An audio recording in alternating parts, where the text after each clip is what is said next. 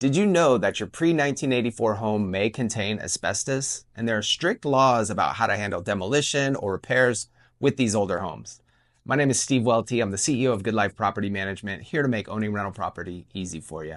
So asbestos was used in building materials like insulation, popcorn ceilings, drywall, and flooring. Disturbing these materials can release harmful fibers into the air, causing serious health issues and legal risks if a tenant files a complaint. So if you need to cut drywall or demo parts of your pre-1984 property, here are some best practices. 1. Call an asbestos abatement company, or if you have a leak, a water damage company. They'll hire a contractor to test for asbestos. 2. In emergencies like needing to cut a wall to fix a pipe or restore water, your plumber might not proceed because they know the law and, just like property managers, have to follow strict OSHA guidelines about how asbestos is handled. And number 3 is know your local laws. For example, in San Diego, the Air Quality Control Board exempts single-family homes if less than 100 square feet is disturbed, but in Orange County, they require testing regardless of the age of the home. Help spread the word by sharing this video.